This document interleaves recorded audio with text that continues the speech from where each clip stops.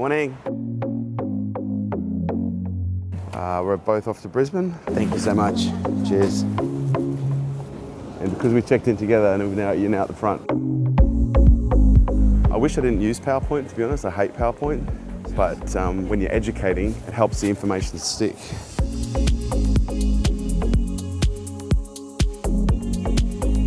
So we're sitting here waiting to board, a little bit bored, tickets in hand. Where's Marie?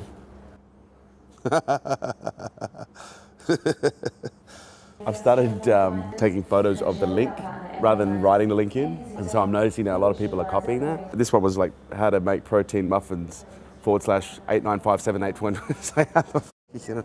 Hello! Hello, darling. Made it. What? I'm on a different flight. That's the wrong ticket.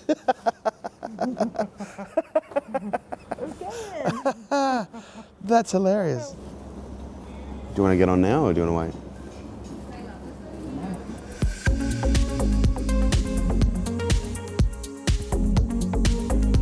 wait? My phone is starting to fail.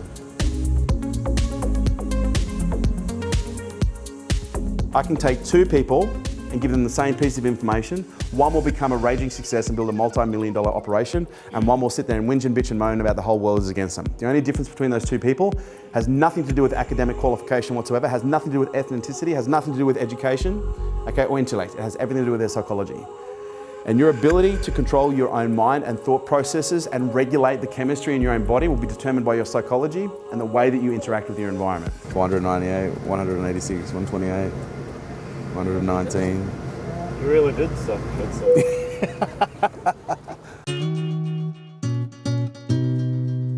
Adele and Rachel, they want to coordinate both of them. They're going to come and stay down in Sydney and they want to do dinner. Dinner with us? I don't know that they invited you to. That's a bit awkward. Thank God for that. Not as awkward as me saying no. It's tropical climate. It's not too cold, not too hot. Yeah, it's good temper. It's a temperate climate. I can't even speak. Yeah, I got another interview on Monday with a young girl. She's into, her hobbies are roller derby. Nice. Yeah, I thought you'd like that. Chicks on roller skates that are violent towards one another. They basically skate around in corners and they're trying to knock each other. It's hardcore. Yeah, it's hardcore. Last night, she goes, I don't understand how this is going to make you money. Like, you're just giving stuff away. And I'm like, well, I don't think you understand. That's the point. The point is just to give, and create so much value that the natural consequences, people want to do more business with this. Yep. She goes, yeah, but shouldn't you be having like stronger calls to actions? And shouldn't you be, like, you're not listening to what I'm saying. It's not about, I don't need a call to action if I'm giving away enormous value, because people will inherently want to come back to consume more. But also the fact that we are pixeling everyone who watches to be able to retarget them with actual offers. Most people don't understand. A couple of my trainers have been brewing kombucha, and for weeks I was like, nah, that's too hard, it's too much, I don't know how to do it, I don't know if it's going to taste any good. And then I see this photo on Facebook of Kerwin and his kid drinking kombucha on the plane and talking about how he self-brews it, and I'm like, and so now I'm all inspired and I've got 2 kombuchas on the go, coming out perfect. And the moral of the story is it's not too hard, it's just too stupid. That's awesome. Mate, that's awesome. You've got your own brew going. I've got 3 brews going now, a 10 litre, 6 litre and a 3 litre as well. But yeah, it's good stuff. It'll change your life, mate. Change your gut, change your brain.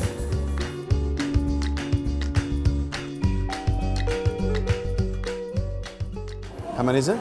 It's not 30. Did you have a look in the room? Yeah. Should we, what's the time? So can I just sit there and press a button? Surely I can. I can just go like this and you can go. Yeah. So do you have a clicker? Yes. Brilliant. We were panicking because we were low on technology. Want to have a word? Yeah, of course. So first challenge is this tiny frigging room. It's not ideal. Okay. So it's challenging. So That's fine. That's not a big issue. My appeal is universal, because my background is 154 different industries, 11 countries. I don't care if you're a trainer or a candlestick maker. You're a business owner, and you need to learn how to generalize in order to specialize. Does that make sense? Well, they'll be very responsive. They will be very engaged. They're not just going to sit there. Excellent. Come into our intimate. Oh wow, this is intimate. Please help me welcome Kerwin Ray. I think it's fair to say you guys are all professionally trained speakers, so you're going to critique the out of me, which is awesome. It's only after you leave. It's only after I leave, that's fine. When my wife got pregnant, I started getting dragged along to all of these different seminars and workshops on prenatal hypnobirthing stuff, right? But one of the things that I learned was about this thing called birthing amnesia. And birthing amnesia is what happens once a woman gives birth. Her body releases a range of certain chemicals that actually induce amnesia. And now, do you want to take a guess at why that happens? So they get pregnant again. Yeah. It didn't happen to me either. Yeah, there's always one in every group who goes, that did not fucking happen. I remember every single... What you missed was Kerwin actually saying, no, I just don't want another child. It wasn't the pain of childbirth, it was the pain of the child. People who are in a startup are typically very uninformed, and I mean ignorant, but they're very optimistic. And I often think that is what is required in order to survive as a startup, because if you actually knew what you're getting into, you're probably, true? Yeah. You probably wouldn't start it. I'm in that category at the moment. You're in that category? Yeah. Beautiful. Do I need the tissues now? Not yet. That's all right, not yet, but very short. We'll just put them there just in case.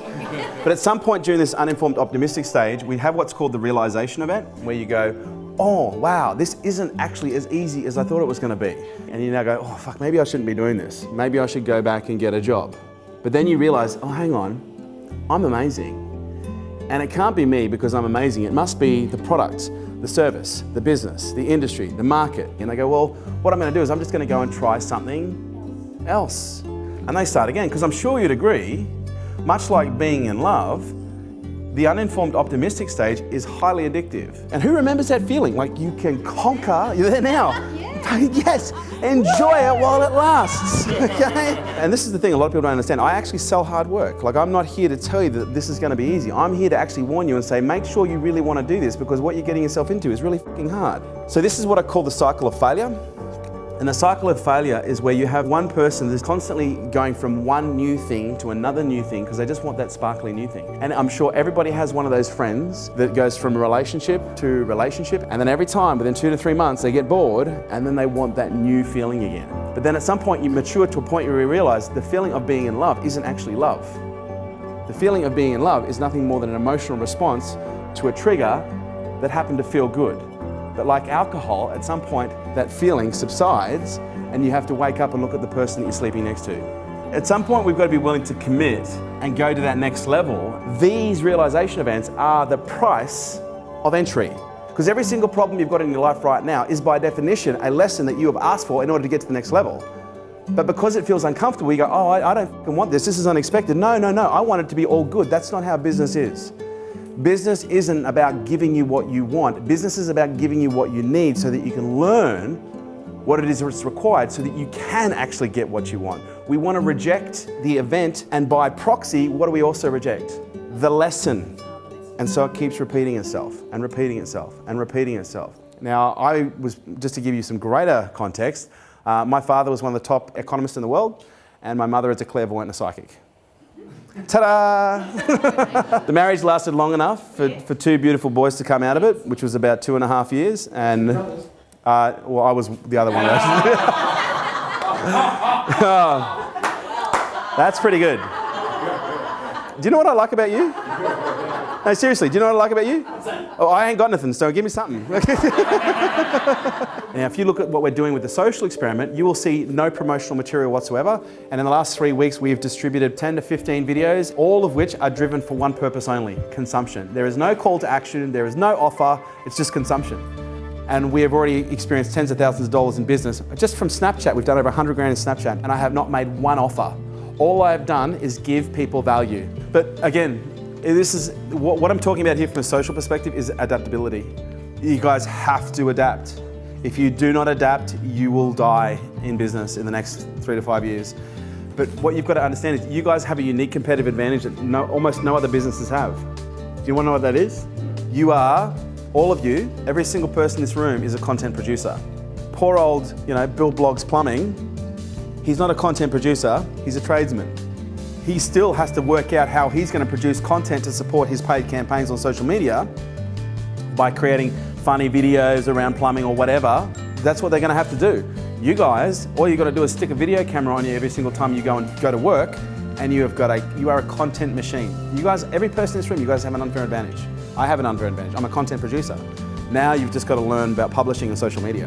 And if you don't, it's going to be a very rocky road for you all. Because I actually have people say, oh, you know what, let me try for a little while and I'll see how I go, then I'll get help. And it's like, Nah.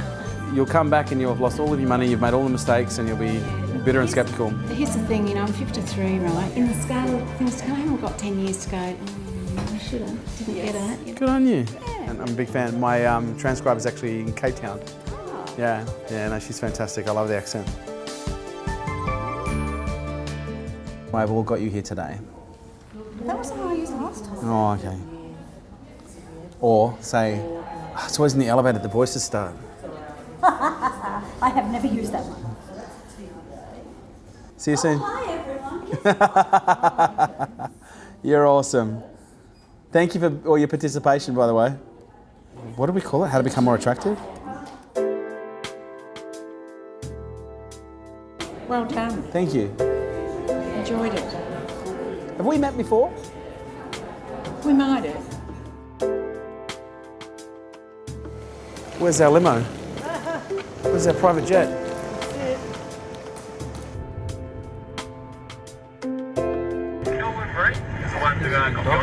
Yeah, we have a challenge. We've set a challenge for 30 days. They have to do 3 things, commit to 3 things, and if they don't achieve their 3 things, they have to eat a can of dog food on film and post it on Facebook.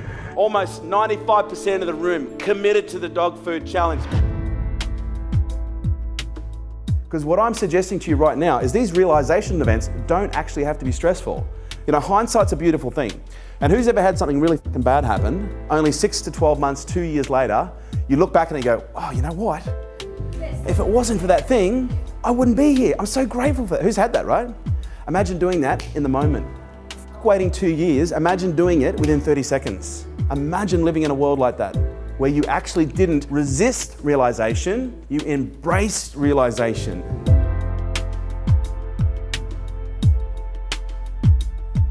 Come with me. I'll drop you into Central. Have you got a seat for me? Yeah. Central, there you go. Cheeky. Oh, we've got to give Maddie a lift. Oh, I'll come with you. He's running with the phone. You'll get the phone because it'll run. Yeah, you're running. I can hear you running. I can hear you running. Are you running away from Mummy? Is she chasing you? Oh, it's Uncle Marie and Auntie Matthias. I'll try and get home as fast as I can, so maybe I can see you with Papa Dum and Kenny and Edison. That's hilarious. What are they? Puppets. What, Kenny? Papa Dum and Edison. Edison, here, Noah. Is he gone? I think so. Hello? He's gone. Who am I talking to? Hang on a second. This is not adding up. This is like totally out of whack. And I kept on going back saying, I don't think you're being honest with me. Well, the hardest thing for most people when it comes to selling is closing. Do you like closing? No, I hate it. Okay, well, what if I could show you a method whereby people actually close themselves so that you didn't have to? Would that be of value to you?